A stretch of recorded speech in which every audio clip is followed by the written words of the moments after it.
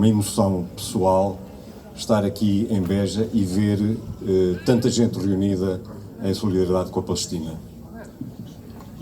Este é mais um marco da grande onda de solidariedade com a Palestina que tem corrido o nosso país, de Viana do Castelo a Faro, de Porto Alegre a Coimbra, de Lisboa e do Porto a Évora, a Almada e a Setúbal. Nós estamos no lugar certo, nós estamos no lugar do coração, nós estamos no lugar da solidariedade com aqueles que sofrem, nós estamos no lugar da solidariedade com a Palestina.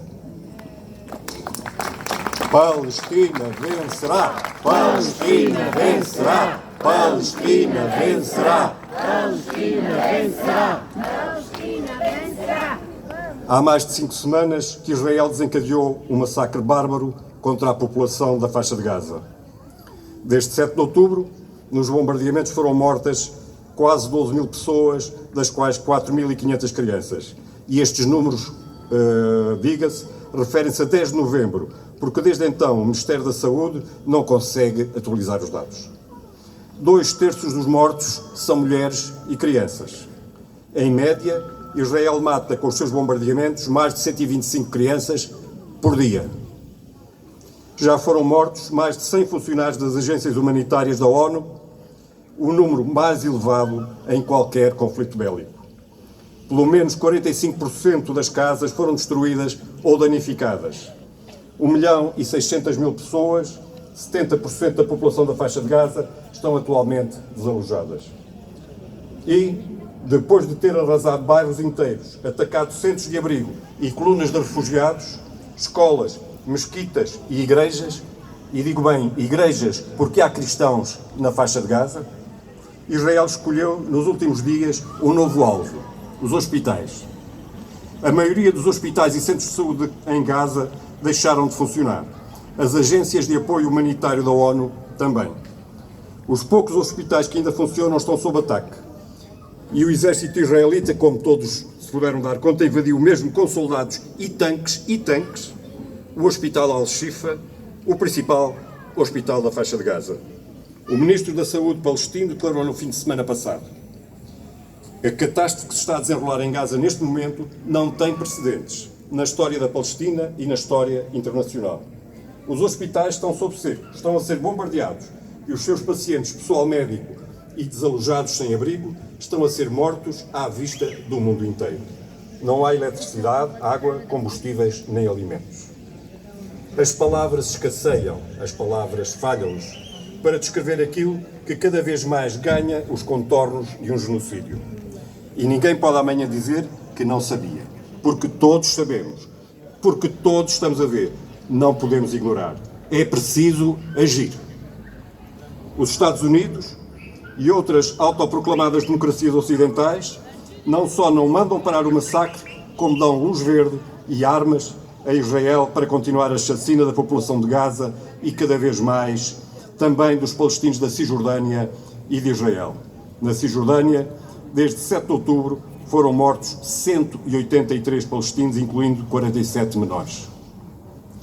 A total hipocrisia daqueles que falavam em guerras humanitárias, como se tal fosse possível, está aí diante dos olhos de todos nós. Defendem sempre todas as guerras, mesmo as que têm como alvo a população civil e as crianças. Quantas mais vidas têm de ser aniquiladas antes que aqueles que se proclamam comunidade internacional e detentores de valores que anunciam superiores imponham a Israel o fim do massacre?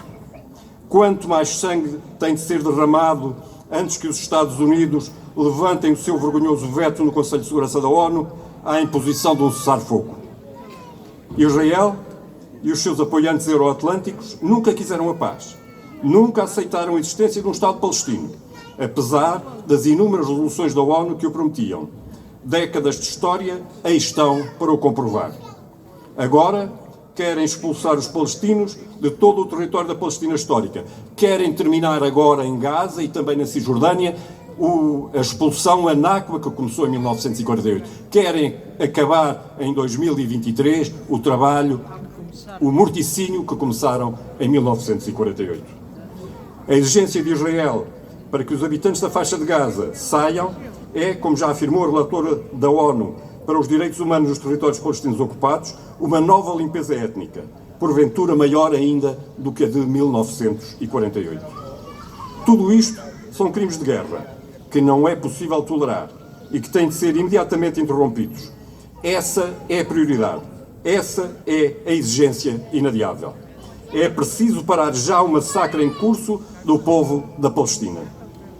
Mas importa dizer de forma igualmente veemente, é preciso também travar o perigo iminente de uma generalização da guerra a todo o Médio Oriente. Israel está a bombardear o território da Síria, cujos Montes Golã ocupa há mais de meio século desde a guerra de 1967. Está a bombardear o Líbano.